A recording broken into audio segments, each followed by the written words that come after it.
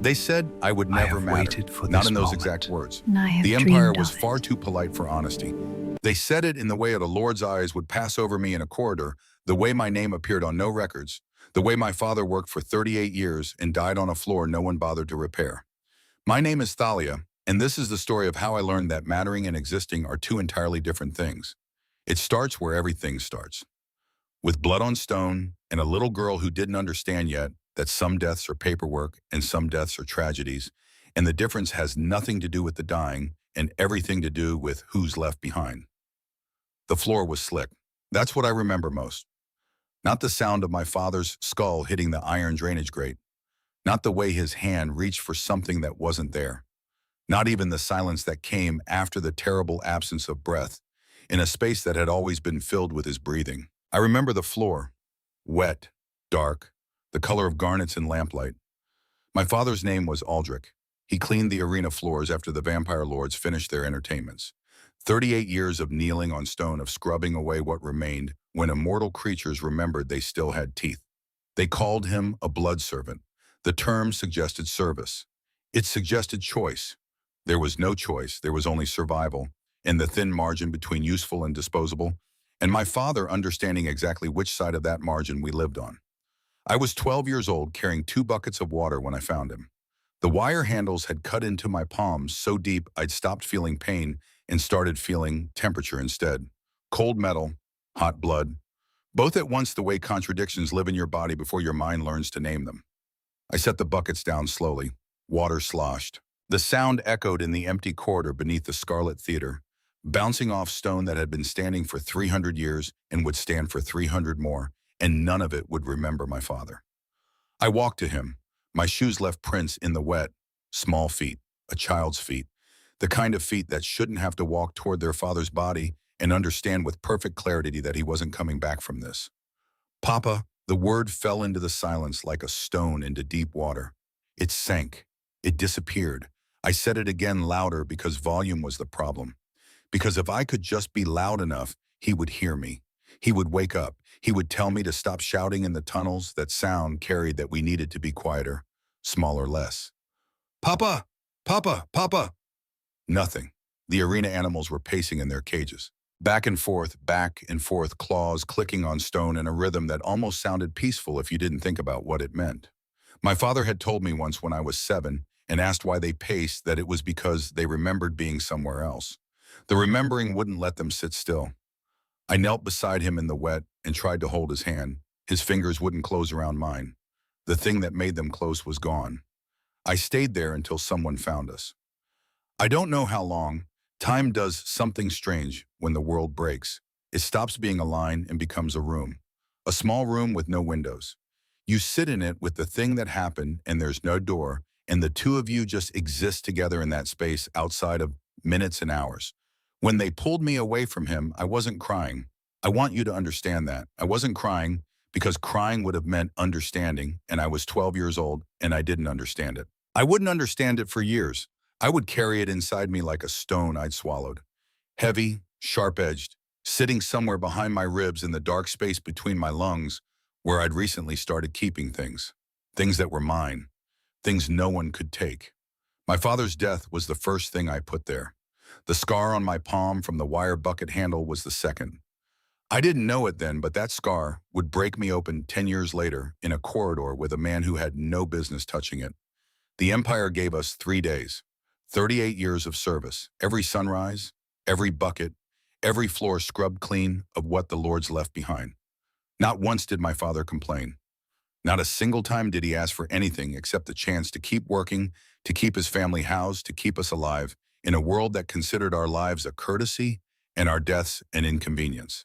3 days to vacate the servants' quarters. I remember my mother in the doorway.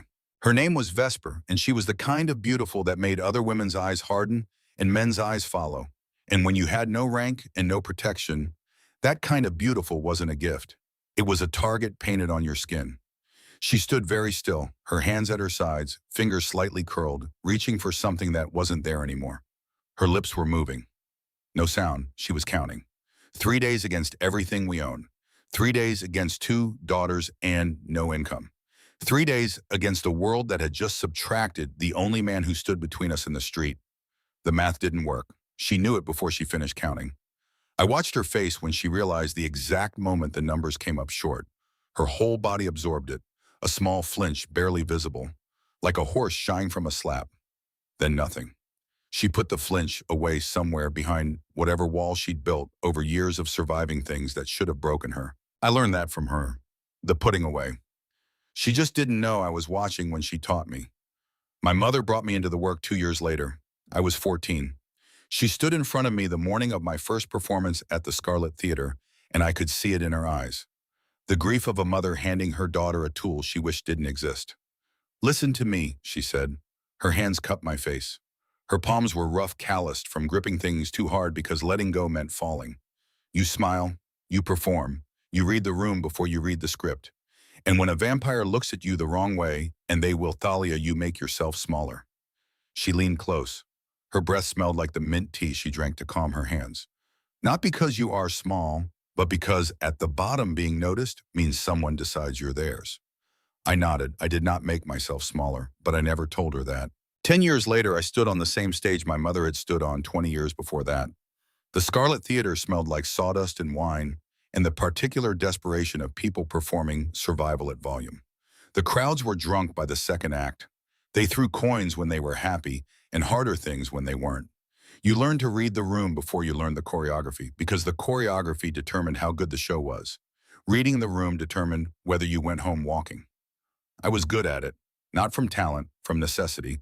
My mother's instincts, my father's stubbornness, and somewhere between the two, a mouth that moved faster than my brain could supervise.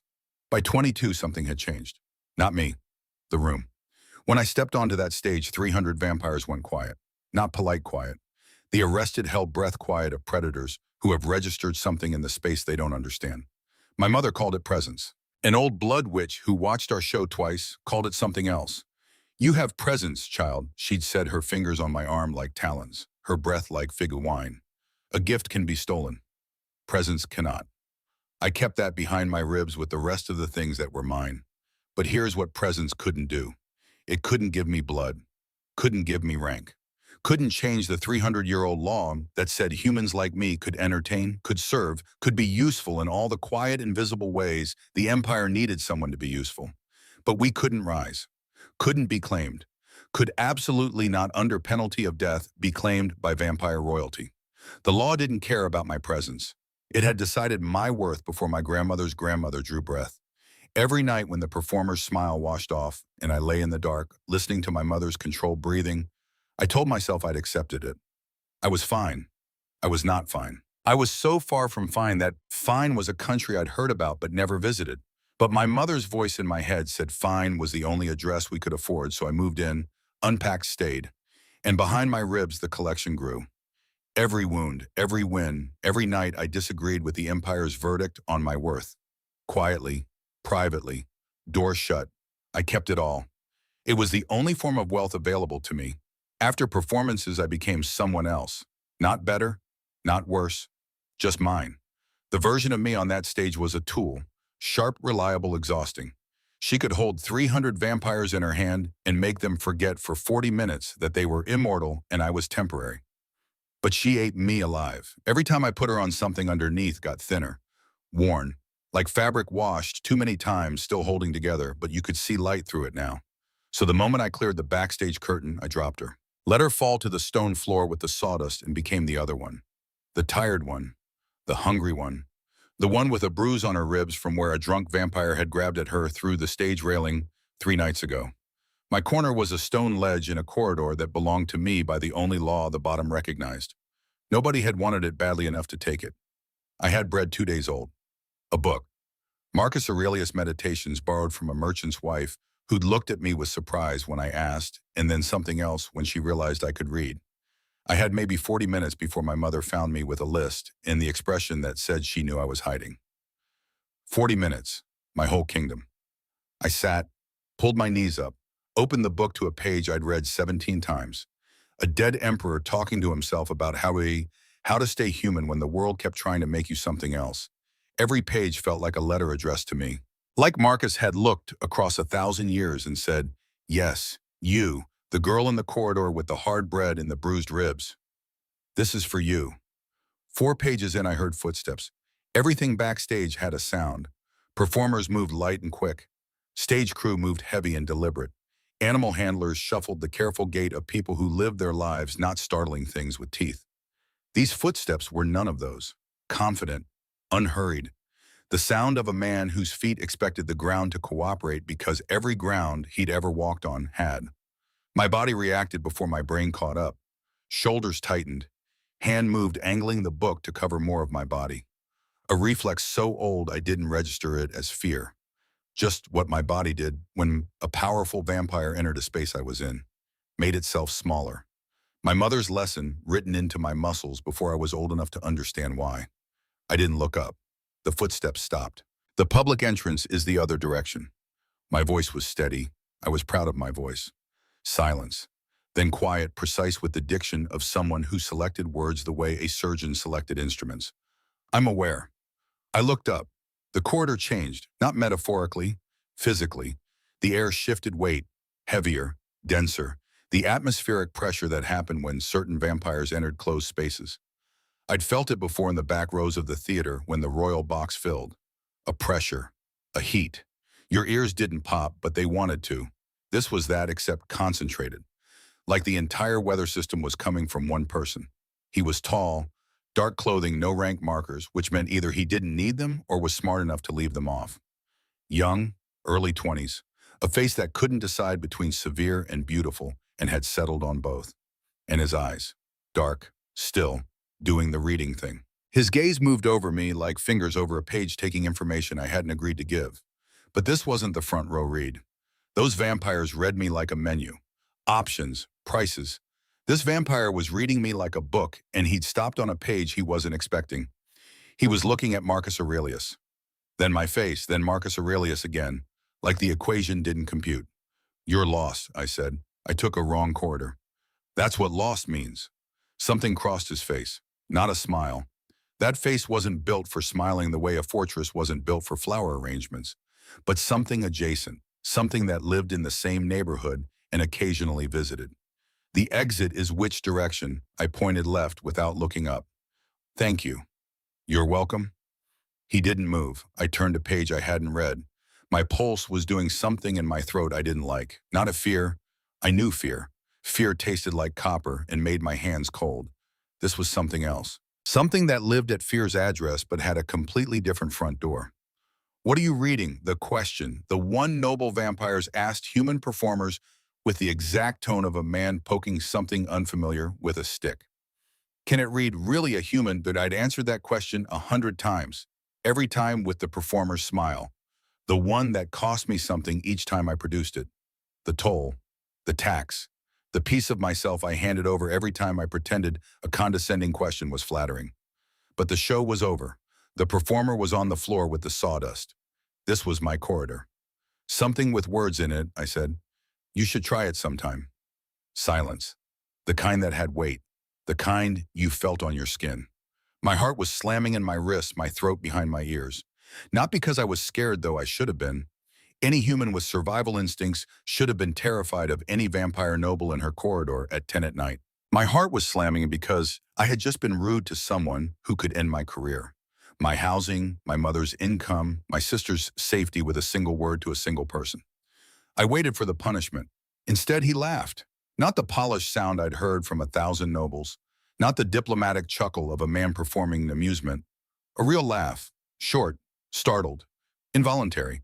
Like something had been locked inside his chest for a very long time, and my stupid, reckless sentence had found the key. It was the sound of a person being surprised by themselves.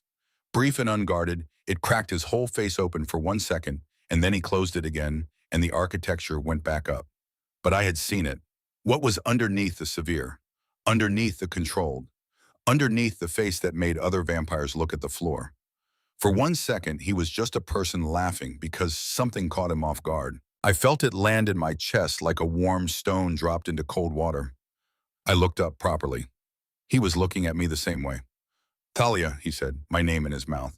When nobles said my name, it sounded like a label, a category. When he said it, it sounded like he'd been carrying it around and had finally arrived at the address where it belonged. Every nerve in my body fired, not with fear, with recognition. "You know my name," I said. My voice was steady. I was extremely proud of my voice. "Yes." "I don't know yours." A pause. The pause of a man who understood names were weapons and he was about to hand me one. "Lucien." The blood left my hands, not a metaphor. I felt it drain from my fingers the way water drains from a cracked cup. Fast, downward, leaving nothing behind but cold. Lucien Ravencroft, the Vampire King's heir, the next ruler of the most powerful court in the Empire. Standing in my corridor at 10 at night with a laugh still fading from his face that I had put there. Behind my ribs, the collection shifted. I didn't want it to, didn't give permission. There was no room. I had filled that space with iron and grief and the small, hard things that kept me alive. The warm, stupid thing shouldered its way in anyway. Made room. Settled. "The exit is left," I said. Perfect voice. "You said that. You're still here." He looked at me too long. A look with weight. I felt it in my sternum like bass through a wall. Not heard, absorbed. "I am," he said, like it was an answer to a question I hadn't asked. Then he left. The corridor gave him back to the world. The air pressure returned to normal. The lamp flickered like nothing had happened. I sat on my ledge. My hands were shaking. Not with fear. These hands had been steady through my father's death, through years of hostile rooms, through every performance and every grab and every night I'd listened to my mother breathe in the dark. Shaking now over a laugh, over a name, over the way he'd said mine like it was something worth carrying. My mother's voice clear and immediate in my head. "The fairy tale is the most dangerous thing they sell us, Thalia. More dangerous than the bruise. The fairy tale makes you open the door." I shut the voice down. Told myself firmly in the voice I used for decisions that needed to stay decided. No. But behind my ribs in the space that shouldn't have been there, the new thing sat. Warm. Patient. Like it had all the time in the world. I don't watch performers. Let me be clear about that from the beginning because it matters. I attend the Scarlet Theater because politics requires proximity. I sit in the royal box. I study the crowd. The real theater. Who leans toward whom? Which house sent their second son instead of their first? Which vampires laugh too loudly, which means they're afraid? Which are silent, which means they're either safe or about to make someone unsafe? I am 22 years old. I am heir to the oldest vampire throne in the Empire. I have ended 3 political careers without raising my voice because raising your voice tells the room you've run out of better weapons. I do not lose focus. I do not get distracted. I also do not think about the betrothal contract sitting in my study. The one my uncle's council arranged 8 months ago with House Crimson.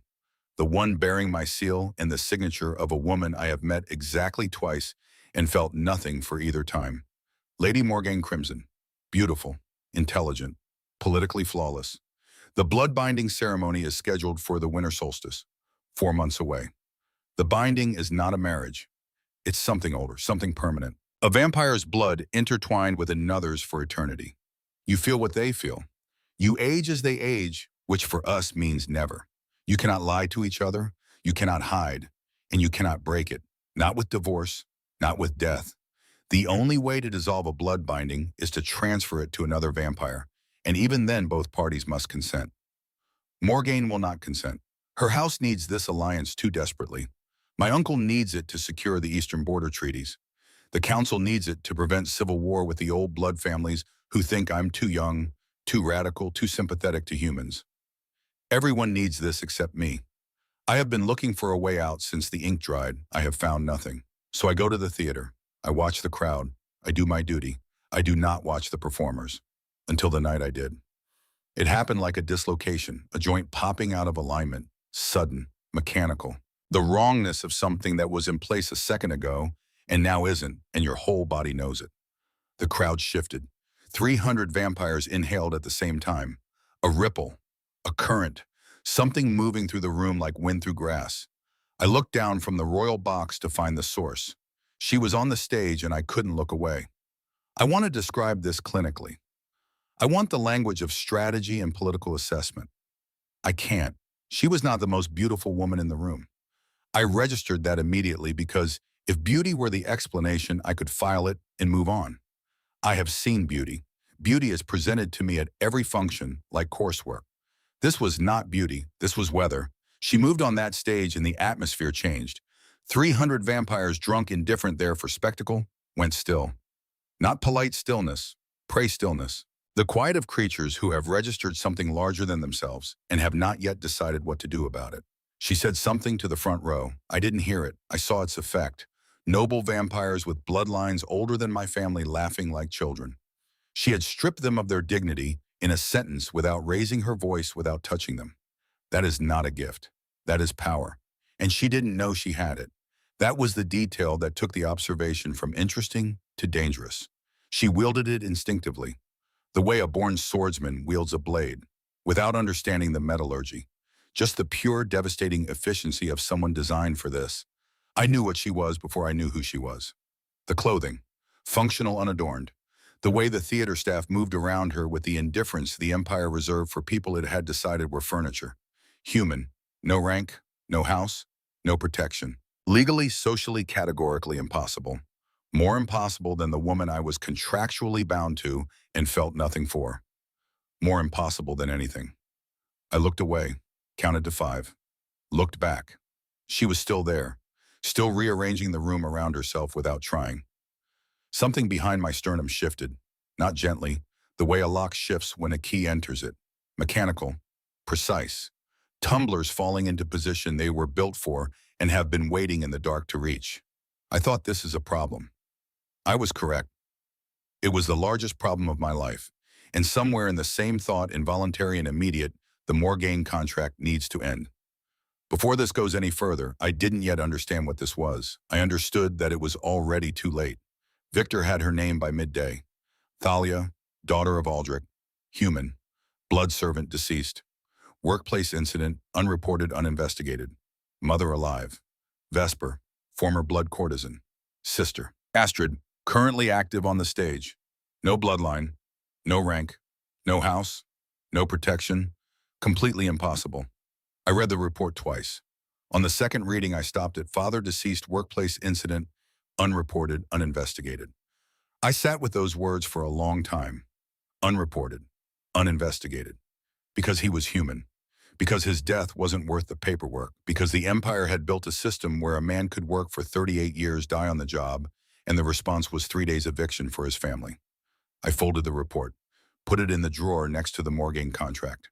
2 documents. One that bound me to a political arrangement I felt nothing for. One that described a woman I had seen for 7 minutes and couldn't stop thinking about. The drawer was very small. Both of them took up all of it. I went back on Thursday, not because I'd made a decision, because I couldn't not go. The corridor was exactly where I'd left it. Stone, lamplight, the smell of old wood, and something else. Something that might have been hope if hope had a scent. She was there. Same ledge, same book, but different. Jaw set, left hand gripping the book instead of reading it.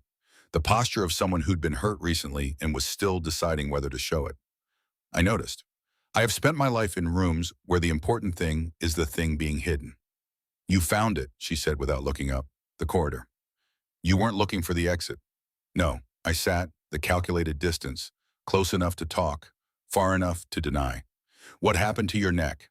A decision, stillness, a woman choosing how much truth to release. Nothing. Thalia, nothing, that's your business. Show me. She looked at me with flat assessment, deciding whether to trust something dangerous. Why buy him? Because whoever left that mark is going to explain it to me. And depending on the explanation, they're going to stop, or they're going to have a problem significantly larger than anything they thought they were doing. Silence. She read me. I read her. 2 people with the same skill aimed at each other. She pulled back her collar. Purple, black, the clear print of fingers. A hand. Fresh enough that the edges were still sharp. Something behind my sternum detonated, quietly. The architecture held, the controlled face, the measured breath. But behind it, something rearranged permanently around a single fact. Nobody was protecting her. The Empire that profited from her presence had built a system where a noble vampire could print his hand on her throat, and the response was nothing. Cassius, she said. Lord Cassius. He comes to the theater every week, backstage 3 nights ago. Cassius, House Crimson, allied with Morgaine's family. The same faction that wanted me locked into the blood binding. I looked at the bruise. At her face. at the way she held herself. Spine straight, chin up. She had survived this. She had survived everything, and no one had helped her. I handled it, she said. Threatened the merchant wives. He let go. It's not done, Talia. It is for me. A noble vampire put his hands on you hard enough to mark you.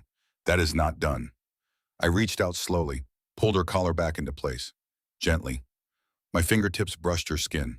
Warm. The bruise still swollen. Tender. The specific heat of damage the body was still processing. And underneath it, her pulse.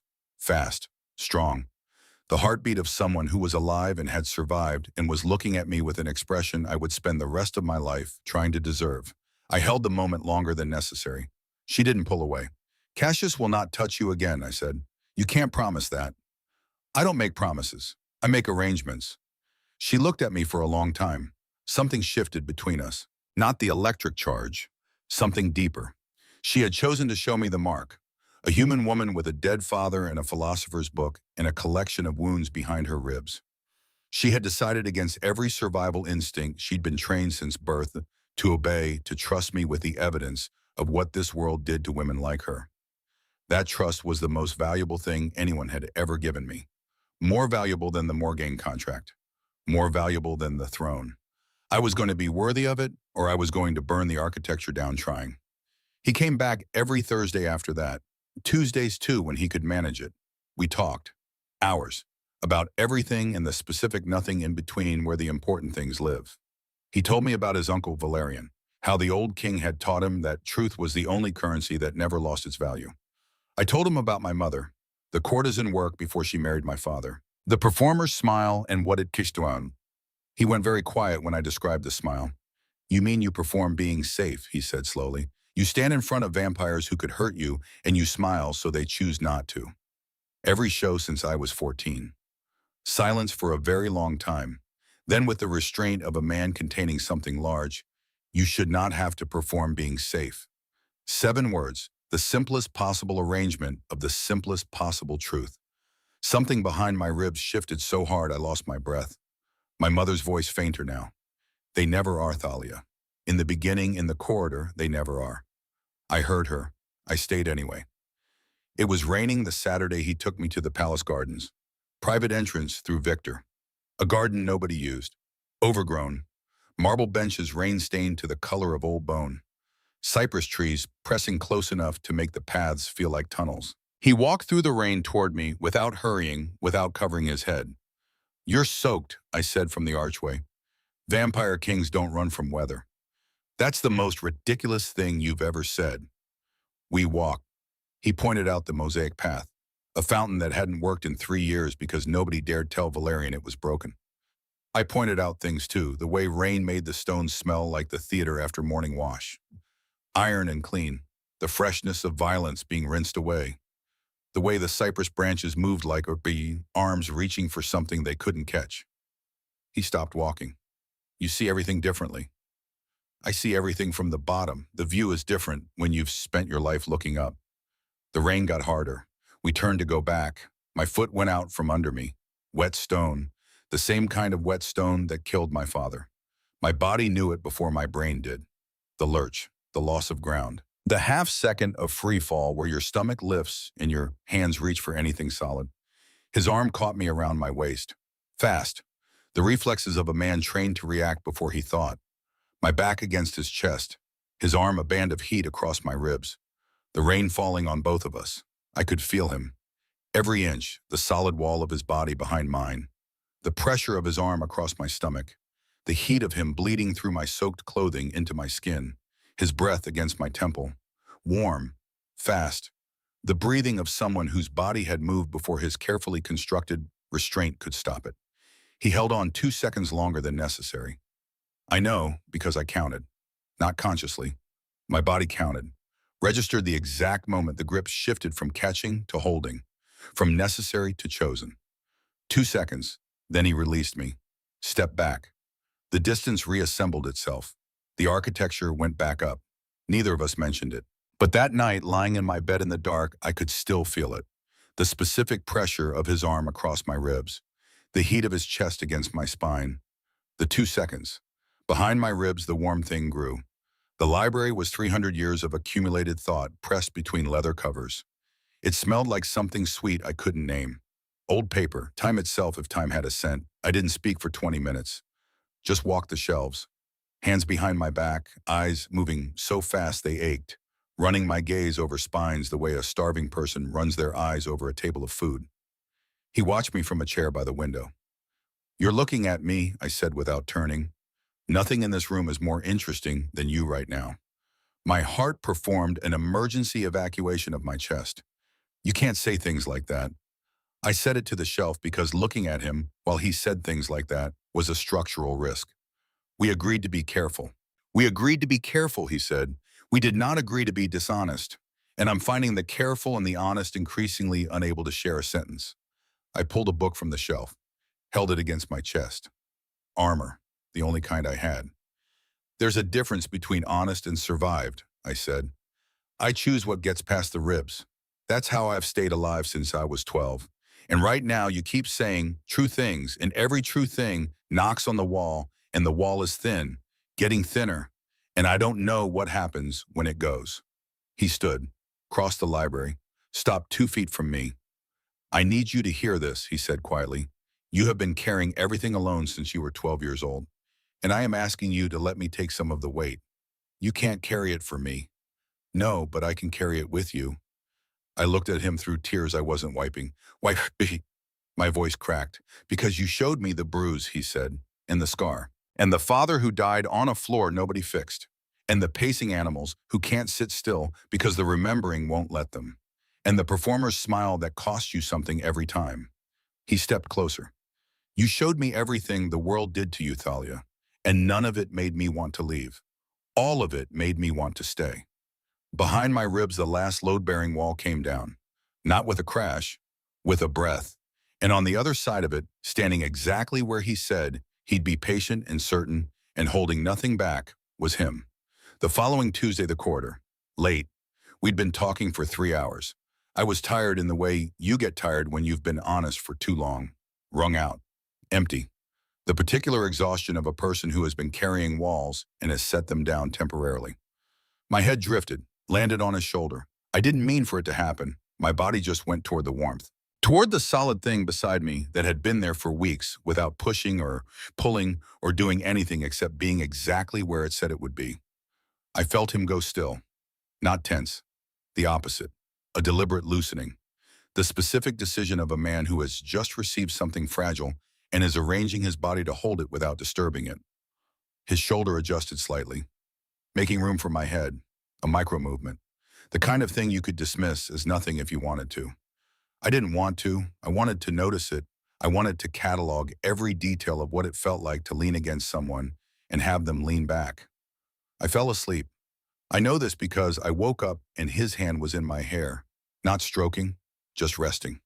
His fingers threaded through the strands near my temple, his palm warm against the side of my head, like he'd put it there to keep me close, like he was afraid the sleep would end and he'd lose this version of me, the unguarded one, the one without walls, the one he couldn't get to when I was awake. I didn't move. I lay there with my eyes barely open, my head on his shoulder, his hand in my hair, and I felt the specific devastating weight of being held by someone who didn't know I was awake. Tenderness. That's the word. Not careful, not gentle, tender. The tenderness of a man who had spent 22 years being the hardest thing in every room and was now in a backstage corridor at 2 in the morning with nobody watching, being soft. For me, his thumb moved once, a small stroke against my temple, testing whether I was asleep. I almost broke, not into tears, into him.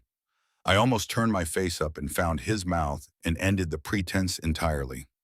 Every nerve in my body was screaming to move, upward, toward, into, to close the distance between his lips and mine and burn the careful space to the ground. I didn't move.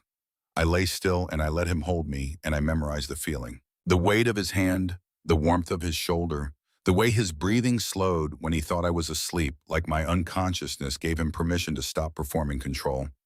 I memorized all of it, put it behind my ribs where it would live for the rest of my life. Then I opened my eyes. He looked down, saw that I was awake, started to pull his hand back. I caught his wrist. Tell me to stop, he whispered. His voice was rough, something in it I'd never heard before. Not the controlled diplomat, not the future king, just a man who wanted something he shouldn't want and was asking permission to keep wanting it anyway. Stop, I said. He started to move away. I tightened my grip on his wrist. I didn't mean it. The careful space collapsed, the heat coming off him, atmospheric pressure, the weight in the air that meant vampire royalty, but I wasn't afraid of it anymore. That was the terrifying part. The pressure that used to make my body go small had stopped meaning danger. It had started meaning him. Thalia, he said, my name like a warning. Tell me to stop, I whispered back, and I kissed him. Not soft, not tentative, like something I'd been holding back for weeks that had stopped asking permission. He made a sound against my mouth, low, between a groan and a word, something I felt in my chest like a bass note. His hand moved from my hair to my face, cupping my jaw, tilting my head back, kissing me like the door I'd been looking for wasn't a door at all. It was this, the corridor and the lamp and his mouth on mine and the wall coming down in a single long exhale. When we finally broke apart, foreheads together, breathing hard, he said it. The thing I'd been waiting for. The thing I'd been dreading. It's too late. What? To stop this. It's already too late. And I knew he was right. We had crossed something. Some invisible line drawn by centuries of law and common sense and my mother's warnings. We were on the other side of it now. There was no going back. Victor came to find me 3 days later, not in the corridor, in the small room behind the stage where the performers changed costumes. His face had the expression of a man delivering news that would either save everything or destroy it. There's something you need to know, he said, tonight, before you make any decisions. He told me about the Morgaine contract. Not a marriage, a blood binding 8 months old, signed, bearing Lucien's seal and Morgaine's signature. A ceremony scheduled for the winter solstice. Eternal, unbreakable except by death or transference and only if both parties consent. Morgaine will never consent. I listened. I did not react. The performer was useful for something after all. He's been trying to dissolve it, Victor said quietly, for months, since before he met you. The paperwork is on his desk. He was going to tell you tonight. But he didn't tell me before, I said. My voice was ice. For 6 weeks of Tuesdays and Thursdays and Saturdays, in a garden in the rain, in a library where he put his hands on mine and told me he wasn't leaving. For all of that, he had a signed contract in his study with another woman's name on it. Victor looked at the floor. Yes. Why are you telling me? Because he was going to tell you tonight. And you deserve to hear it when you're alone, when you have time to feel it. Not in front of him, where the feeling has to compete with his face and his voice and the fact that he loves you. Victor said the last part quietly. And when he says it, you will believe him. And believing him while angry is harder than believing him while calm. I sat on the dressing room bench. Victor left. I sat there for a very long time. My mother's voice. Not screaming, not warning, just quiet, just there. The way she'd been there my whole life. The steady, exhausted presence of a woman who had lived through loving and losing. I sat with that for hours. The lamp burned low. The city moved outside. And I thought about the differences. Because there were differences. And the differences mattered. Lucien came back. Every time. Without fail. Lucien had been actively trying to dissolve the contract. Victor confirmed it. The paperwork was real. Lucien was fighting for a way out. Different. But still the bruise of not knowing. Still the specific familiar ache of discovering that the person you trusted had been managing a reality you weren't invited into. I knew what my mother would say. I knew what every survival instinct I'd built since I was 12 would say. Walk away. The door is still closable. The wall can go back up. I sat on that bench and I waited. Not because I had forgiven him, because I needed to see his face when he told me. I needed to know in my body, not just my mind, whether this vampire was worth the risk. He came at 10, different energy, faster, urgent, the gait of a man who had made a decision and was coming to deliver it. He sat beside me on the ledge, looked at me. I saw it before he opened his mouth, in the set of his jaw, in the way his hands were clenched on his knees. He was going to tell me. There's something I need to... The Morgaine contract, I said. He went white, actually white, like the blood had left his face entirely. Victor, he said. Yes. Silence. The heaviest silence we'd ever shared. Heavier than the first night, heavier than the bruise, heavier than anything. I was coming to tell you, he said. You were coming to tell me tonight, after 6 weeks of not telling me. Yes, he didn't flinch, didn't deflect, didn't perform regret, just the truth, stated plainly, the way I'd asked him to be from the beginning. I should have told you sooner, he said. I was trying to dissolve it. I thought if I could end it before it became relevant. It was always relevant. My voice was steady, cold, the performer's voice, the one I hadn't used with him in weeks. Every time you sat on this ledge and told me you weren't leaving, there was a document in your study that said otherwise. He looked at me with an expression I hadn't seen on him before. Not the architecture, not the control. Fear. The future vampire king was afraid of losing a human woman in a corridor. You're right, he said. I managed it instead of telling you. I made the decision for both of us. And that's the same thing I told you I would never do. Yes. The contract will be dissolved, he said. My uncle is reviewing the paperwork tonight. It will be done within the week. That's not the point. I know it's not the point. The point is that I need to be able to trust you. He reached into his jacket, pulled out a folded document. Put it on the ledge between us, the contract. Morgane's signature, his seal, 8 months old. Then he reached in again. Another document, the dissolution request, Valerian's notes in the margins. He put them side by side. Every drawer, he said quietly, every document, every decision, I'm giving you access to all of it. Not because you demanded it, because you're right. And I will not be the vampire who manages your life from a study you can't enter. I looked at the documents, at his face, at the fear still visible underneath the architecture. You should have told me, I said. Yes. This is the last time you manage something that involves me without telling me. Yes. If there's another drawer, another document, another reality I don't have access to, there isn't. If there ever is, there won't be. I looked at him for a long time. Then I picked up the Morgane contract, folded it, put it behind my ribs with everything else. Not the warm thing, not the grief, the evidence, the proof that he had been wrong and had chosen to make it right and had put that proof in my hands rather than asking me to trust what I couldn't see. My uncle wants to meet you, he said. I know. How do you, Victor? He almost smiled. Victor is going to be the death of me. Victor is the reason I'm still sitting on this ledge, I said. Because he gave me time to be angry alone. And being angry alone was the only thing that kept me from leaving before you got here. He was quiet for a long moment. Then he leaned forward and kissed me. Soft this time. Careful, like I was something breakable he'd almost lost. When he pulled back, his forehead rested against mine. Whatever happens tomorrow, he said. Whatever my uncle says, whatever the council does, I need you to know something. Lucien, I am not leaving, he whispered against my hair. My throat closed. I know, I said. But behind my ribs, my mother's voice whispered one last warning. They all say that, Talia.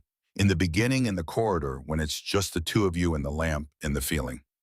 They all say they're not leaving until the morning comes. In morning, my darling girl always comes.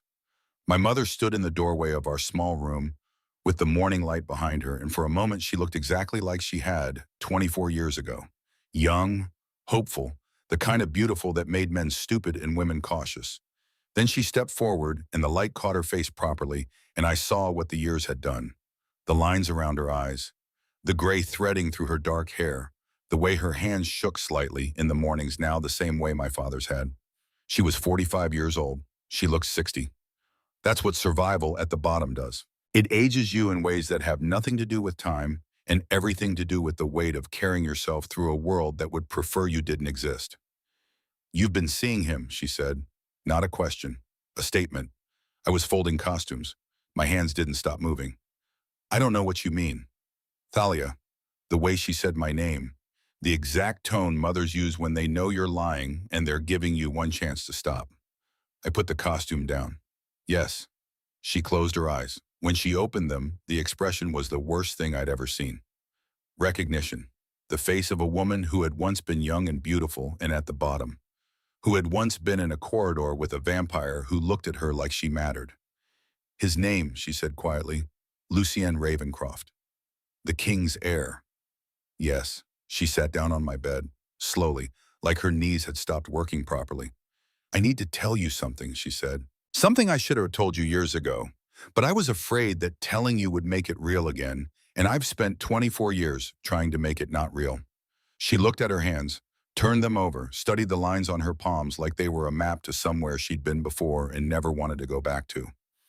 His name was Damon, she said. Demon Shadowmere. Vampire, pure blood, very old, very powerful. My heart stopped.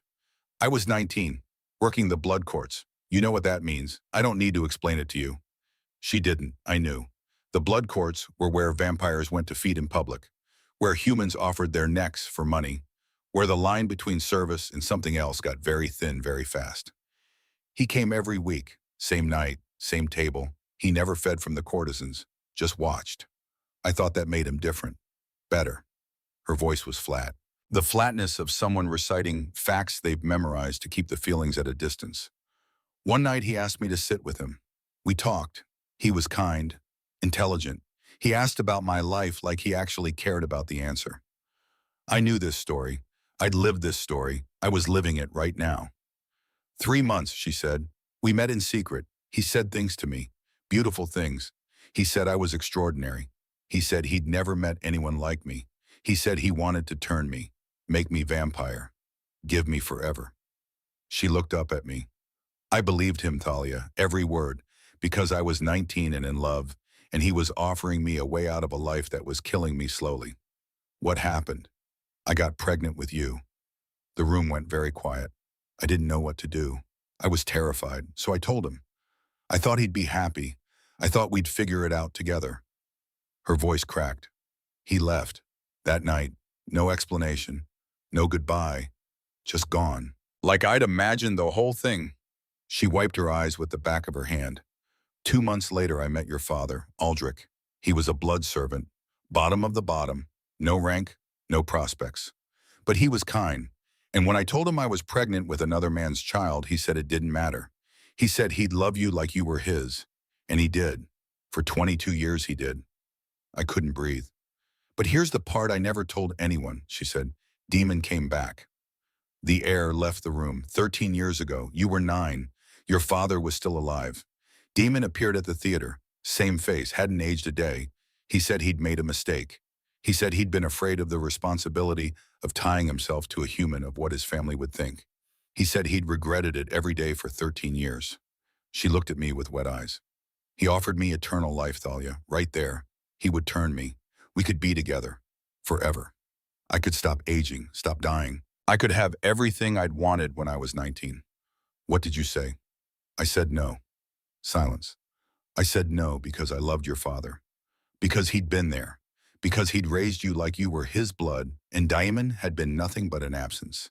Because choosing forever with a vampire who left meant abandoning a man who stayed. Her hands were shaking now. Your father died 10 years ago, and every single day since I've wondered if I chose wrong. I stared at her. I wake up at night, Thalia. I'm 45 and I look 60, and I'm going to die soon. Maybe 10 years, maybe 20 if I'm lucky. And Damon is still out there somewhere looking exactly like he did when I was 19. He'll look like that when I'm dust. When you're dust. When your children are dust. She grabbed my hands. That's what you're signing up for. You love him now. Fine. Beautiful. I believe you. I believe he loves you too. But you're human, Thalia. You're going to age. You're going to get sick. You're going to and he's going to stay exactly as he is right now, young, beautiful, eternal. Her voice broke completely. And one day, maybe 50 years from now, maybe 60 if you're very lucky, you're going to be an old woman in a bed, and he's going to be holding your hand, and you're going to see it in his eyes. See what relief, she whispered. Relief that it's finally over, that he can move on, that the human he loved is finally mortal in the way mortals are supposed to be. Temporary. I pulled my hands away. Lucian isn't demon. They're all demon, she said. That's what you don't understand. It's not about the individual vampire. It's about the math. They live forever. We don't. That's not a problem love can solve. It's a problem time solves by taking us away and leaving them behind. She stood up. I'm not telling you to stop seeing him. You're 22. You're going to do what you're going to do. I did. She walked to the door, stopped. I'm telling you that the fairy tale has a second half. The part they don't put in stories. The part where the princess grows old and the prince doesn't. and she spends her last 30 years watching him pretend he doesn't notice. She left. I sat on my bed in the morning light and felt my mother's regret settle over me like a shroud. Behind my ribs, the warm thing that had been glowing for 6 weeks flickered. Not out, but dimmer. My uncle's study smelled like old leather and older blood. Valerian Ravencroft sat behind a desk that had been standing in that exact spot for 300 years. He was reading when I entered. Didn't look up. That was Valerian, making you wait, reminding you that his time was valuable and yours was negotiable. I stood there for 5 minutes before he closed the book. Sit. I sat. He looked at me the way you look at a puzzle you're trying to solve. Not hostile, not warm, just assessing. Victor tells me you want to dissolve the Morgaine contract. Yes. Victor tells me it's because of a human woman. Yes. Victor tells me you're in love with her. I met his eyes. Yes. He leaned back in his chair. It creaked. Everything in this room was old enough to creak. Tell me about her. Her name is Thalia. She's 22, human. Her father was a blood servant who died in a workplace accident that was never investigated because his life wasn't worth the paperwork. Valerian's expression didn't change. She reads philosophy. She has more intelligence in her left hand than most of the vampire nobles I negotiate with have in their entire houses. She's been performing survival since she was 14 years old, and she's done it with more dignity than I've seen from anyone born to power. And you want to claim her? I want to spend the rest of my life with her. That's not the same thing. I know. Valerian stood, walked to the window, looked out at the city, the sprawl of Nocturna beneath us. 300 years of vampire rule stretched out in stone and shadow. I loved a human once, he said quietly. I went very still. Her name was Isolde. I was young, very young, barely 40. She was 17, human, servant in the palace. She had this laugh, this light. She made me feel like I was something other than a title and a bloodline. He didn't turn around. I turned her, against the law, against every warning. I thought love was enough. I thought if I just loved her hard enough, the turning would take and she'd keep her soul and we'd have forever. What happened? She became a thrall. The word hit the room like a stone. Thralls were what happened when vampires turned humans wrong, when the blood didn't take properly, when the soul got lost in the transition. They looked alive. They moved. They followed commands. But they weren't people anymore. They were dolls wearing human skin. I kept her for 3 months, Valerian said. His voice was completely flat now. I told myself she'd come back, that it was temporary, that the Isolde I loved was still in there somewhere. Was she? No. He turned to face me. I killed her myself, took her to the cliffs outside the city, held her while the sun came up. We burned together. I healed. She didn't. I couldn't speak. The law forbidding vampires from claiming humans exists because of me, Lucian. Because I loved a girl and turned her into a thing, and then I had to destroy that thing because keeping it alive was an obscenity. He walked back to his desk. So when you tell me you want to claim a human woman, I hear you asking permission to repeat the worst mistake of my life. There's a difference. What difference? I'm not asking to turn her. I'm asking to be with her as she is. For how long? As long as she lives. 50 years, Valerian said. 60 if you're lucky. 70 if you're very lucky. And then what? And then I'll have had 50 years with her. And then you'll have 500 years without her. I know. He leaned forward. Do you understand what that means? You'll watch her age. You'll watch her body fail. You'll watch her die. And you'll still be here, looking exactly as you do right now. And every woman you see for the next 5 centuries will be measured against her. And none of them will measure up, because she'll be the one you couldn't keep. I don't care. You will. No, I said, I won't, because the alternative is not having her at all. And I've already lived that for 22 years before I met her, and it was empty. It was duty and strategy and managing other people's expectations. It was being the best approximation of a king I could perform. But it wasn't living. I stood up. She makes me human again, Uncle. For the first time in my life, I feel like I'm not just a function of the bloodline. I feel like I'm a person. And I will take 50 years of that over 500 years of the empty thing I was before. Valerian looked at me for a long time. There is another option, he said quietly. What option? The true love's bond. I'd heard of it. Everyone had. It was vampire legend, myth. The kind of story grandmothers told to make the children believe in magic. It's not real. It's rare, Valerian said. Not the same thing as not real. He pulled a book from the shelf behind him. Old. The kind of old that made 300 years look recent. The true love's bond is a turning ritual, but it's different from a normal turning. In a normal turning, the vampire takes the human's blood and replaces it with their own. The human becomes vampire, immortal, but they lose something in the process, humanity, soul, whatever you want to call it. He opened the book. The true love's bond requires sacrifice. The vampire gives up their immortality during the turning. They pour it into the human. If the bond is true, if the love is real, the human becomes vampire but keeps their soul. They become something new, something that's never existed before. And if it's not true, both die. The words sat in the air between us. Both, I said. Yes, the vampire loses their immortality and doesn't regain it. The human receives a vampire's power, but their body can't contain it. They burn from the inside, both dead within minutes. How many times has it been attempted? I don't know. The records are old, unclear, but I know of one successful bond in the last 300 years. Who? He looked at me strangely. That's not important. What's important is that you understand the risk. If you attempt this, if you're wrong about her, if the love isn't what you think it is, you'll kill her. And you'll die with her. I sat back down. Tell me the rest. There is no rest. That's it. You bite her. You give her everything. Your immortality, your power, your blood. If the bond is true, she survives and becomes vampire with her soul intact. If it's not, you both die. What about Morgaine? Basabang. What about her, the blood binding? If I die, does it transfer to her? No, it dies with you. She'd be free. I thought about that. But there's a problem, Valerian said. What problem? The council. If I change the law to allow you to claim Thalia, every vampire noble with a human fascination is going to want the same privilege. We'll have chaos. Blood bonds, thralls, deaths. So don't change the law. Then how? Make it a test. If someone wants to claim a human, they have to prove the love is real. They have to risk the true love's bond. If they survive, the claim is valid. If they don't, the problem solves itself. Valerian stared at me. You're asking me to institute a law that could kill vampire nobles. I'm asking you to institute a law that protects humans from becoming thralls. If a vampire isn't willing to risk death for a human, they don't love them. They want them. There's a difference. He was quiet for a very long time. You'd really do it, he said finally. You'd risk the true love's bond, risk both your deaths. Yes.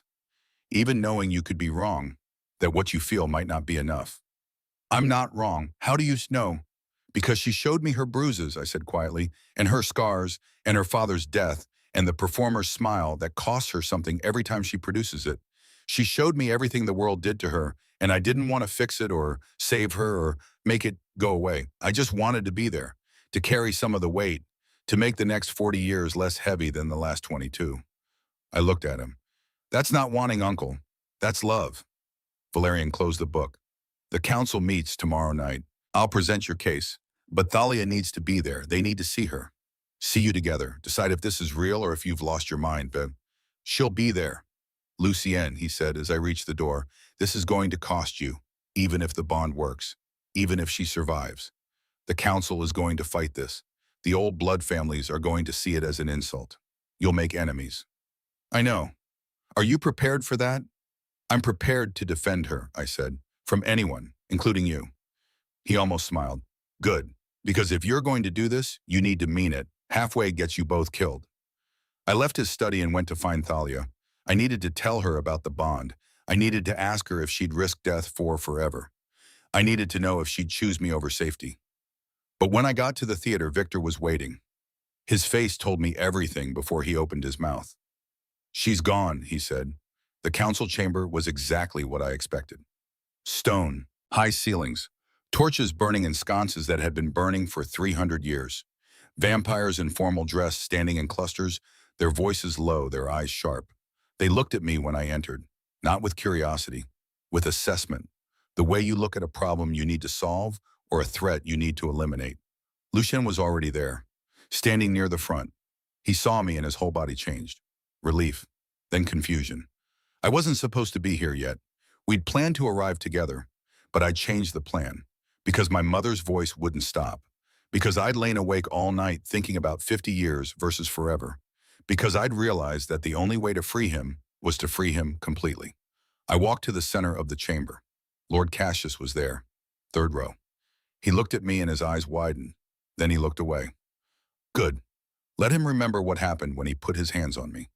Valerian stood at the front of the chamber. He looked at me, then at Lucien, then back at me. Thalia, he said, we weren't expecting you until... I need to make a statement, I said. My voice carried, clear, steady. The performer's voice, except this time I meant every word. I know why you're here, I said to the room. Lucian Ravencroft wants to claim me, a human. He wants to break 300 years of law to be with someone who has no blood, no rank, no house, no right to stand in this room. Murmurs, nods. I'm here to tell you he's made a mistake. The room went silent. Lucian moved forward. Thalia, what are you? I held up my hand. He stopped. I am not worthy of a claim, I said. Not by vampire law, not by any reasonable standard. I'm a performer. My father cleaned your floors. My mother sold her blood. I have nothing to offer except the certainty that choosing me will cost him everything. I looked at Lucien, his throne, his alliances, his future, everything he's been preparing for his entire life. I turned back to the council. So I'm making this simple. I withdraw consent. He cannot claim me if I do not consent to be claimed. The problem is solved. Lucien's face had gone white. No, he said, yes. Thalia, you don't understand what you're... I understand perfectly, I said. You have a blood binding with Lady Morgaine. That binding cannot be dissolved, only transferred. You need a vampire to take the binding from you, someone willing to bind themselves to her in your place. I looked at Morgaine. She was standing near the back. Beautiful. Perfect. Everything I wasn't.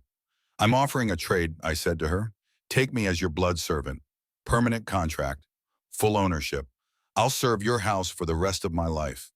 Gasps. Movement in the crowd. In exchange, you transfer the blood binding. You release Lucien. He's free. You get a servant who knows the palace, knows the theater can be useful in ways that a random human cannot. Morgaine stared at me. Why would I do that? She said. I have the heir to the throne bound to me. Why would I trade that for a human servant? Because the heir to the throne doesn't love you, I said quietly, and everyone in this room knows it. You can keep the binding, but you'll spend eternity tied to a man who wishes you were someone else, every moment, every thought, every feeling. You'll know because the binding shows everything. I stepped closer to her. Or you can take the servant, use her. She's young, she's healthy, she'll last decades, and you'll be free to find someone who actually wants you. Morgaine's jaw tightened. You're offering to enslave yourself. Yes. For him. Yes. She looked at Lucien, then at me, then at the council. I accept, she said. No. Lucien's voice cut through the chamber. No, Thalia, you can't. It's done, Morgaine said. She pulled a contract from her dress, handed it to me. Sign. I took it, read it. Standard blood servant contract. Permanent. No termination clause. I would belong to House Crimson until I died. I signed. Morgaine took the contract, bit her wrist, let her blood fall on the signature. The binding activated. I felt it immediately. A weight around my throat. Not physical, magical. The contract settling into my bones. Thalia, Lucien was moving toward me. Victor caught him, held him back. Morgaine smiled, pulled a collar from her pocket. Silver, etched with her house crest. She fastened it around my neck. There, she said. Now the binding transfers. I felt it happen. The blood connection between Lucien and Morgaine severed, snapped like a cord cut with scissors. Lucien gasped, fell to his knees, free. He was free, and I was collared. Morgaine looked at me with cold satisfaction. Welcome to House Crimson's servant. You start immediately. She turned to the council. The problem is solved. The heir is free. The human is claimed by a house that knows how to manage her kind. We're done here. She walked toward the exit, stopped, looked back at me. Come. I looked at Lucien one last time. He was still on his knees, staring at me, devastated. I wanted to go to him. I wanted to tell him this was right, that he'd be a great king, that he'd find someone suitable, someone who could stand beside him without destroying everything he'd built. But Morgaine was waiting, and the collar was tight. I followed her out. I couldn't move, couldn't breathe. Couldn't think. Thalia was gone. She'd enslaved herself to free me. The blood binding was broken. I could feel the absence where Morgane's presence had been for 8 months. A weight lifted, a connection severed. I was free, and she was gone. Victor helped me up. I shoved him away. Why didn't you stop her? She didn't tell me she was coming. She went straight to Morgane, made the offer before I knew what was happening. Valerian was beside me. Lucien, don't. Listen to me. She enslaved herself, my voice echoed off the stone. She gave up her freedom, her life, everything, and you all just stood there and watched. She made a choice, Valerian said quietly. A legal choice. The contract is binding. There's nothing. I'll break it. You can't. Blood servant contracts are permanent. Only death terminates them. Then I'll kill Morgane. Then you'll be executed for murdering a noble. I looked at him. I don't care. Yes, you do, because if you're executed, who protects Thalia Morgane's heir will inherit the contract, and they'll punish her for your crime. Is that what you want? I couldn't answer. He was right. Killing Morgane would only make it worse. There is one option, Victor said quietly. We both looked at him. Trial by combat, old law. If someone wants to claim a contracted servant from another house, they can challenge the house for ownership. Combat. Winner takes the servant. Morgane won't accept, Valerian said. She will if the king orders it, Victor said. Old law supersedes house law. If Lucien formally challenges and the king validates the challenge, she has to accept or forfeit the contract entirely. Valerian looked at me. You'd have to fight her champion. House Crimson will choose their strongest fighter. I don't care. If you lose, the contract stays with Morgane, and you'll be banned from ever challenging again. I won't lose. And if you win, Valerian said slowly, you'll own Thalia's contract. She'll be your blood servant. Legally, permanently. Is that what you want, to own her? I want to free her. Blood servant contracts can't be terminated except by death. Then I'll find a way. Valerian studied me for a long moment. All right, he said. I'll validate the challenge. You have 3 days to prepare. Morgane will choose her champion. You'll fight at the next full moon. 3 days.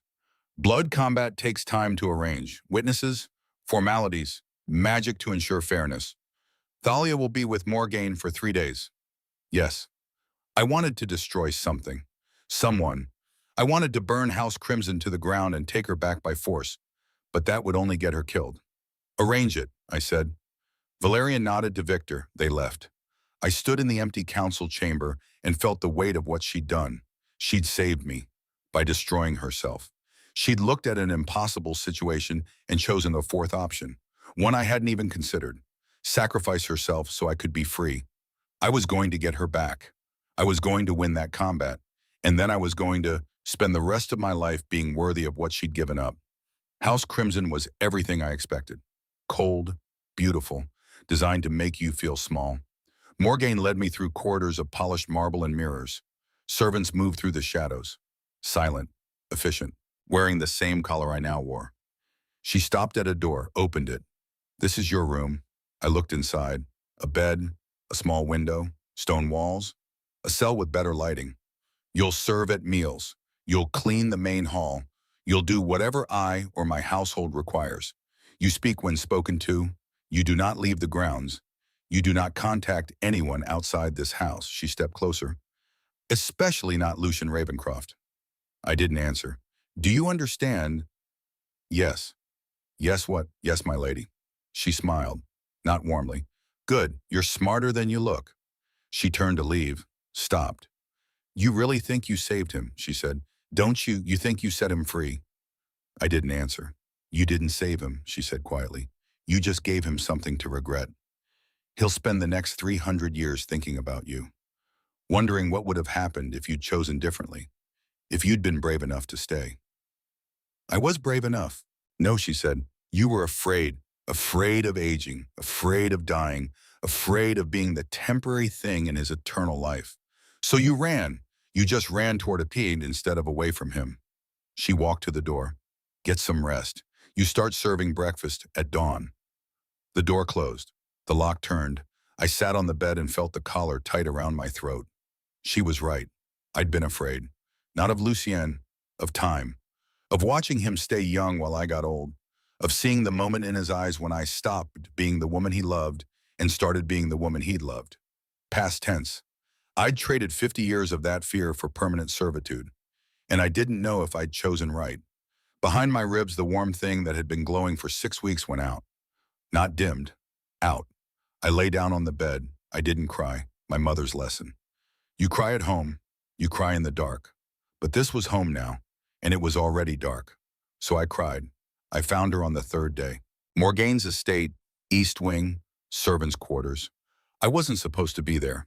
Victor had arranged a distraction, a delivery to the main house that required Morgaine's attention. I had maybe 10 minutes. I found her room, knocked. Silence. I pushed the door open. She was standing at the window. Back to me.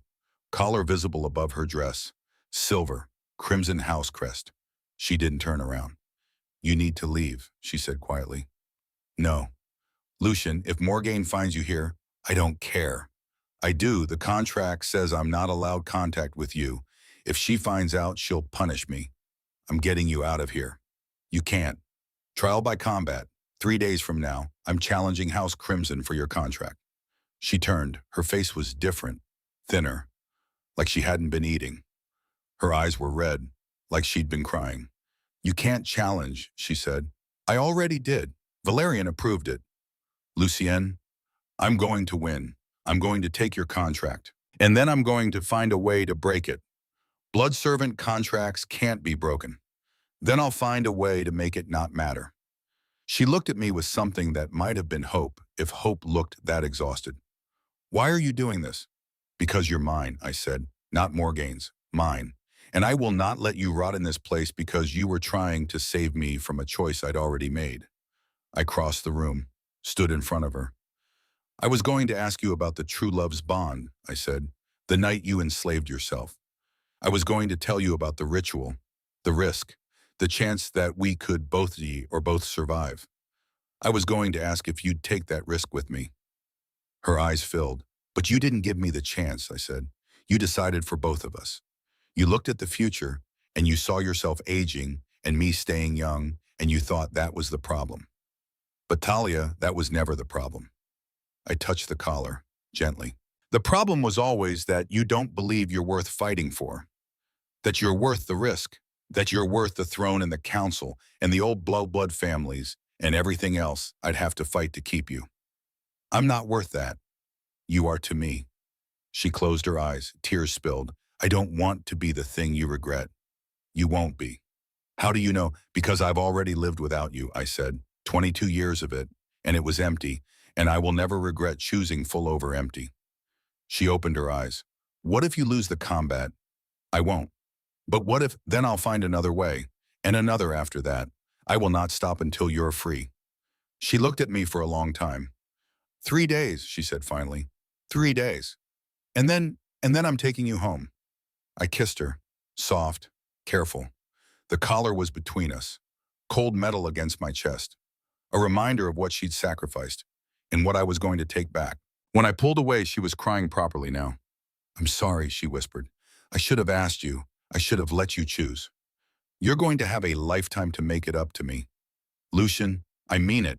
We're going to have 50 years, 60, 70 if we're lucky, and I'm going to spend every single one of them reminding you that you were worth it. Footsteps in the hall. Victor's signal. Time was up.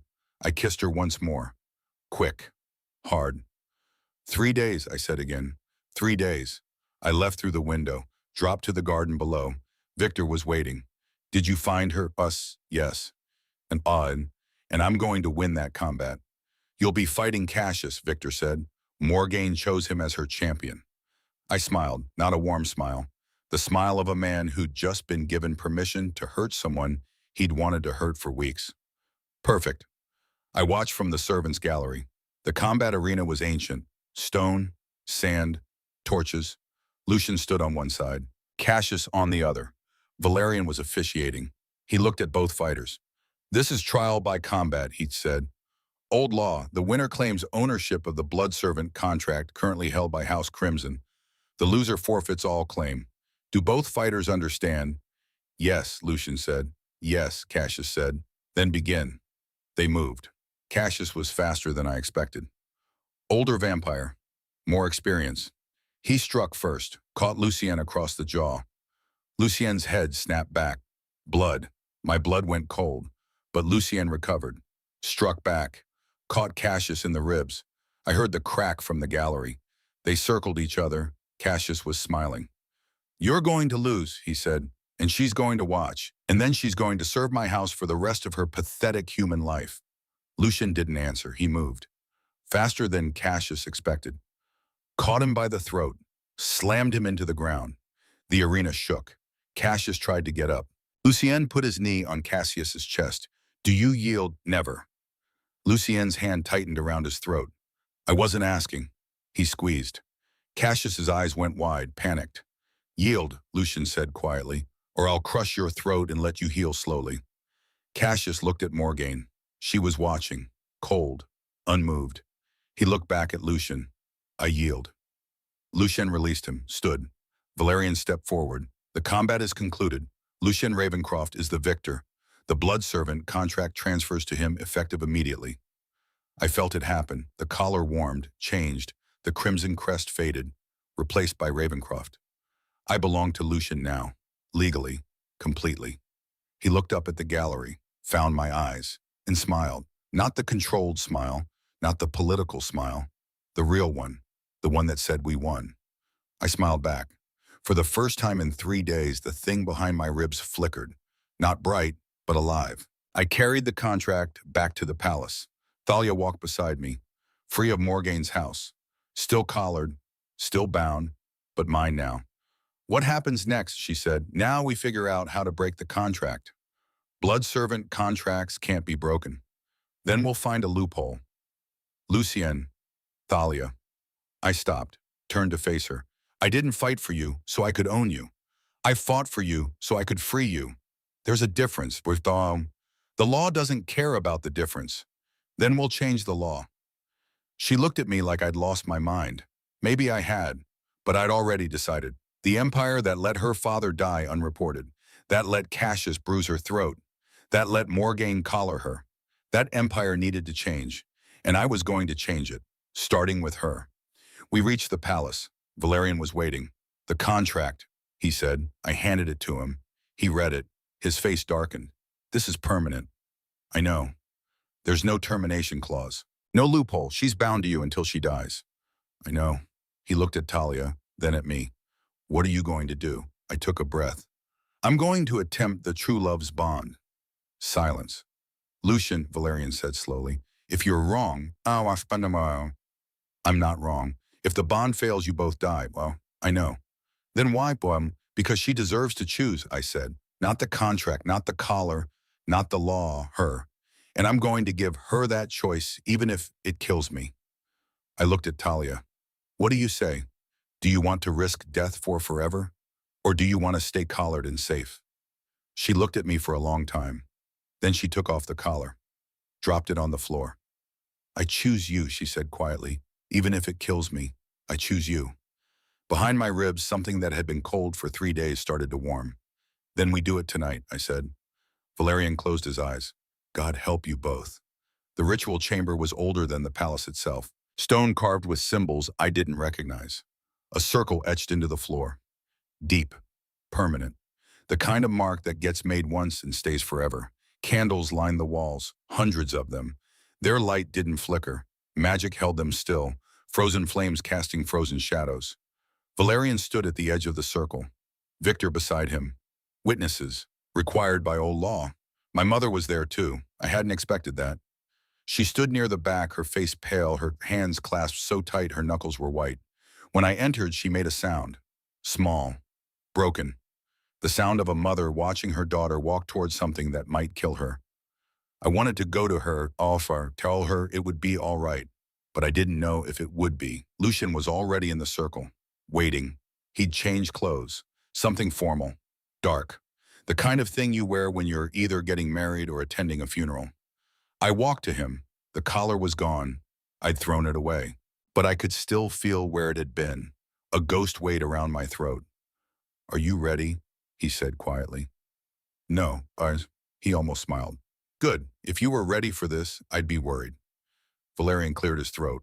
"The true love's bond is an ancient ritual," he said. His voice echoed off the stone. It has been attempted 17 times in recorded history. 12 times both participants died. 4 times only the vampire died. Once it succeeded. He looked at us. The ritual requires absolute commitment, absolute truth. If there is any doubt, any hesitation, any part of your love that is performance or hope or wishful thinking, the bond will know, and it will kill you both. We understand, Lucien said. Do you, Brian? Valerian stepped closer. Lucien, you will give up your immortality. All of it. You will become mortal. Being breakable. You will have perhaps 80 years left, perhaps 90 if you're very lucky. You will never get it back. I know. Thalia, you will receive that immortality, but the transfer is violent. Your human body will try to reject it. The pain will be extraordinary. You may beg him to stop. If he stops, you both die. I swallowed. I understand. Then kneel, Valerian said. Face each other, hands together. We knelt. The stone was cold beneath my knees. Lucien's hands found mine. Warm, steady. I looked at his face. Memorized it. Just in case. Close your eyes, Valerian said. Both of you. We did. Lucien Ravencroft, do you offer your immortality freely without coercion, with full knowledge that you may not survive this night? I do. Thalia, daughter of Aldrich, do you accept his offering freely without coercion, with full knowledge that you may not survive this night? I do. Then begin. I felt Lucien move closer, his breath on my neck. I need you to know something, he whispered, before this starts. Lucien, whatever happens, I don't regret this. I don't regret you. If we die tonight, I die knowing I chose you every time. In every version of this story, I choose you. My eyes burned. I choose you too. Then it's already worked, he said against my skin. Everything after this is just details. He bit down.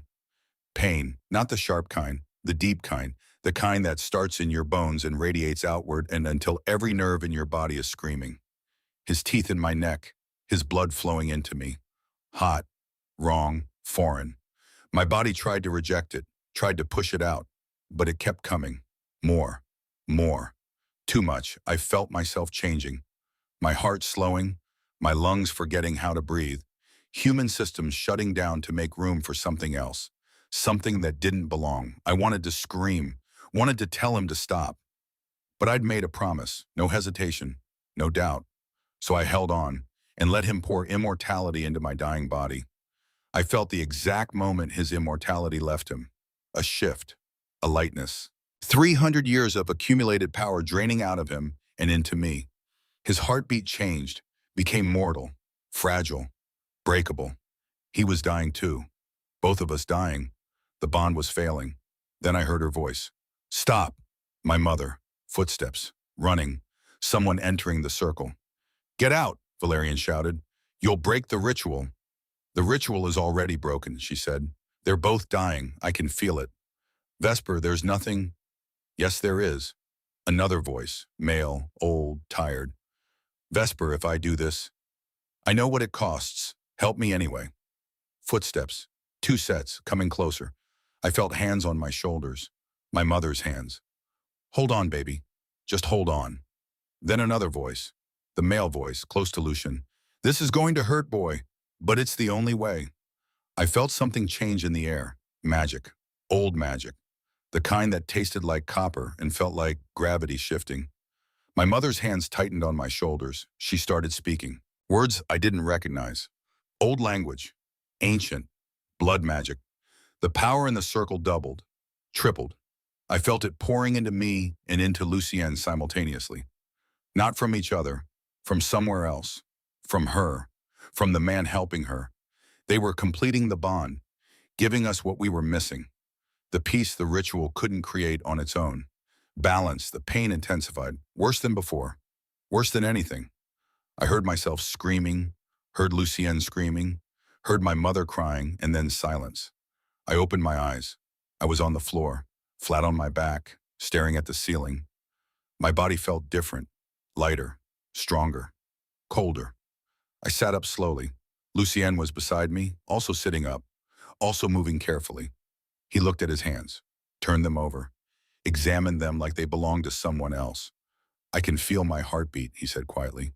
It's slow, mortal. He looked at me. You're not breathing. I realized he was right.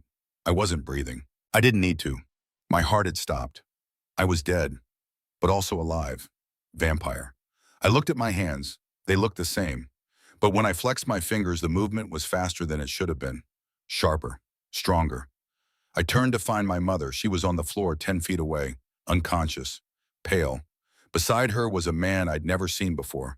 Tall, dark hair, vampire, old vampire, the kind of old that had weight. He was on his knees, one hand on my mother's chest, keeping her breathing. "Who are you?" I said. My voice was different too, clearer. The man looked at me. "My name is Damon," he said. Vesper stirred, her eyes opened, focused on Damon, then on me. "Are you alive?" "I think so." "Vampire." "Yes." She closed her eyes as relief washed over her face. "Good. Good." Damon helped her sit up. They looked at each other, 24 years of distance between them. Valerian was standing at the edge of the circle, staring at all of us like we'd just performed a miracle, which I suppose we had. "It worked," he said. His voice was hoarse. "The bond worked." He looked at my mother. "How?" "Because we did it before," Vesper said quietly. 24 years ago, Demon and I attempted the true love's bond. We were both dying, but I was a blood witch, and Demon was my bridge. She looked at him. "He gave me his immortality, and I gave him my mortality. I became vampire. He became mortal. I've been hiding for 24 years. But tonight, when I felt my daughter dying, I stopped hiding." Damon stood up, offered her his hand. She took it. And then Vesper did something I'd never seen her do. She smiled. Not the performer's smile, not the mother's smile, the real one. "I choose differently this time," she said. Demon pulled her close. "It's about time." I could feel my mortality. It sat in my chest like a clock. Ticking. 80 years, maybe 90, no more, no less. I was breakable now. Thalia touched my face. "How do you feel?" she said. "Mortal." "I'm sorry." "Don't be." I caught her hand, held it against my cheek. "This is what I wanted, a lifetime with you. Not forever, just a life." Valerian approached. "The bond worked," he said, "because Vesper and Demon provided the bridge." He turned to me. "The council needs to know about this.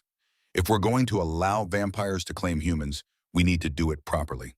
With blood witches. With safeguards." "Agreed," I said. He looked at Talia. "You're a vampire now. Legally, you have rank. Blood. You can be claimed." "She's already claimed," I said. "Not by contract. By choice." I looked at Thalia. "Will you marry me?" She blinked. "Now, yes. Now, before witnesses. I want everyone to know you're mine, not because I own you, because you chose me." Tears in her eyes. "Yes," Valerian smiled. "Then as reigning king of Nocturna, I pronounce you bound. By blood, by choice, by law." He looked at the room. "The Empire has its first human-turned vampire queen. And the first proof that love is not a fairy tale." He paused. "It's magic." The council met the next night. All of them, every vampire house, every noble, every elder who'd called me contamination. I stood before them wearing a dress Vesper had made. Simple, elegant, the kind of thing a queen would wear if she'd started as a servant and never forgotten. Lucian stood beside me, hand in mine. Valerian addressed the council. "Last night we witnessed the impossible. The true love's bond, successfully completed. Thalia is now vampire. Lucien is now mortal. Both alive, both whole." Murmurs, shock. "This changes everything," Valerian continued. "For 300 years we have forbidden vampires from claiming humans because we feared creating thralls." He looked at me. "Thalia is not a thrall. She is vampire with her humanity intact." "How?" someone shouted. "Blood magic," Valerian said. "Old magic, performed by a blood witch, with a bridge to stabilize the bond." "Blood magic is illegal." "It was illegal," Valerian said. "As of tonight, it's legal again, under strict supervision, with trained witches, for the specific purpose of completing true love's bonds." He pulled out a scroll. Section 4, reformed, effective immediately. Vampires may claim humans, but only through the true love's bond, only with a blood witch present, only if both parties consent, and only if they're willing to risk death to prove their love is real. He looked at the council. "This is not a free pass. This is a test. If you're not willing to die for a human, you don't love them. You want them. There's a difference." Silence. Then one of the elders stood. And what of the blood servant contracts the humans already collared? Those contracts will be reviewed, Valerian said. Any human who wants freedom can petition the crown. If their claim is valid, the contract is dissolved. That will destroy the servant system. Good, Lucian said.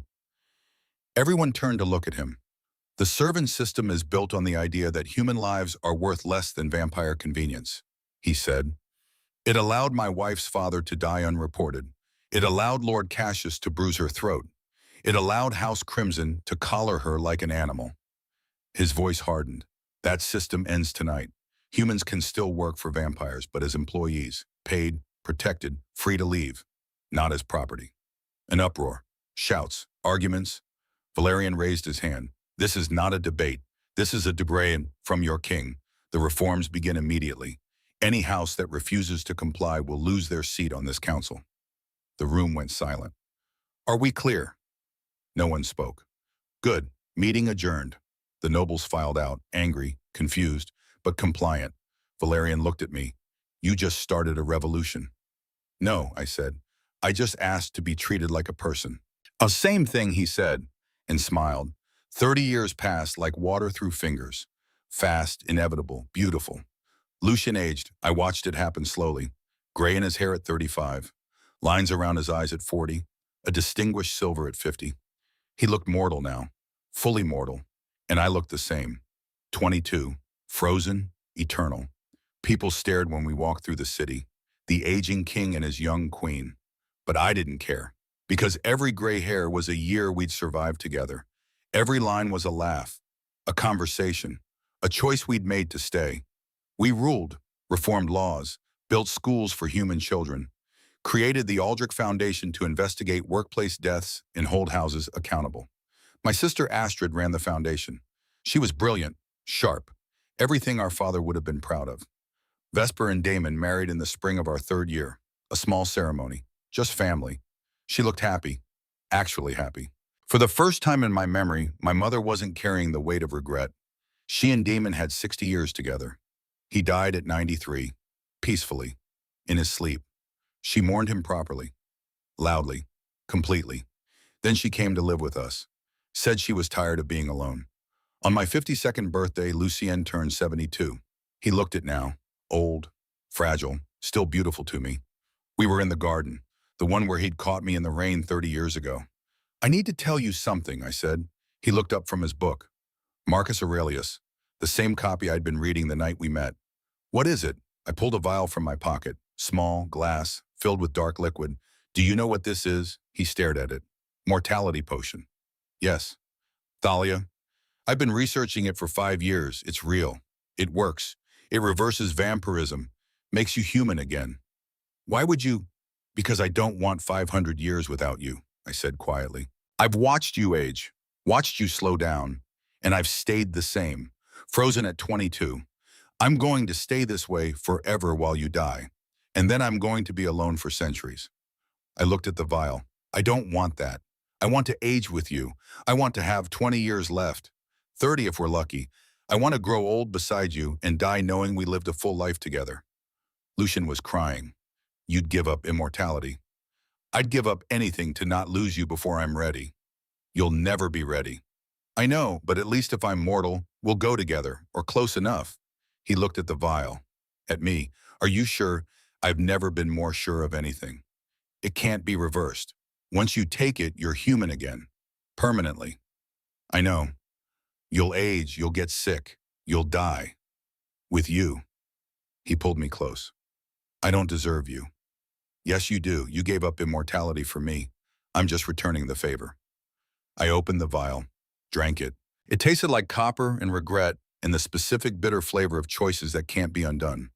I felt it immediately, my heart starting, beating, stuttering at first, then finding rhythm, mortal rhythm, my lungs filling, breathing, the sudden desperate need for air, my body warming, blood moving, human blood. I was mortal again, breakable, temporary, alive. Lucian held me while the change finished. How do you feel? He whispered. Old, I said. He laughed. Welcome to the club. 20 years. We had 20 years as mortals together. I aged fast at first, the body trying to catch up to the years it had missed, 40s, 50s, 60s. Then it slowed, settled. We grew old together. Gray hair, weak knees, hands that shook in the mornings, all of it. And it was beautiful because we did it together. Lucian died on a Tuesday. He was 92. I was 72. We were in bed, morning light through the window. He'd been sick for 3 months. His body finally giving up after 92 years of use. I was holding his hand. Thalia, he whispered, I'm here. I need to tell you something. Save your strength. No, listen. He squeezed my hand, weak, but there. I don't regret it, any of it. Not the throne I gave up, not the immortality, not the 60 years I could have had if I'd stayed vampire. Lucian, I got 70 years with you, he said. 70 years of Tuesdays, of you reading in corridors, of arguments about reform, of watching you change an empire. I got to see you become everything you were always meant to be. Tears on my face.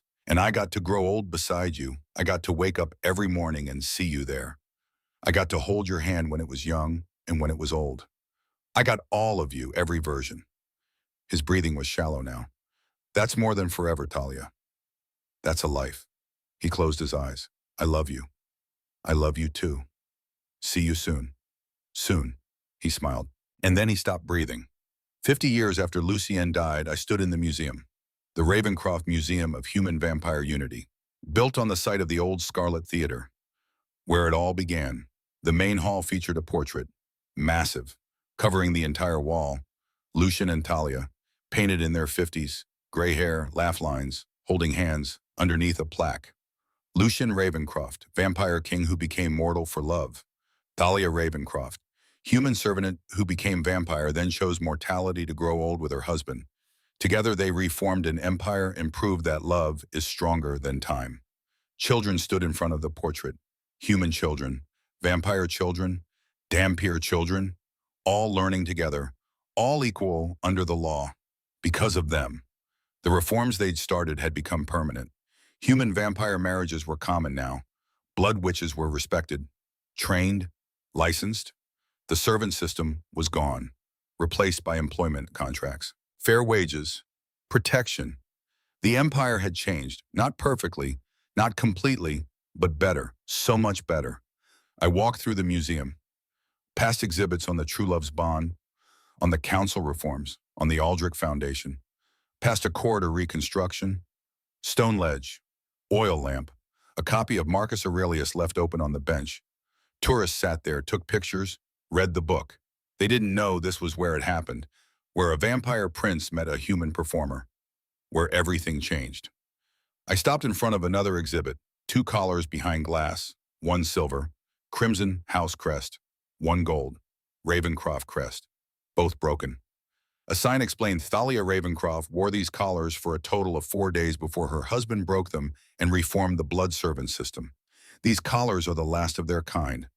I touched the glass, remembered the girl who'd worn them, fierce, brilliant, unbreakable. She'd changed the world by refusing to accept it as it was.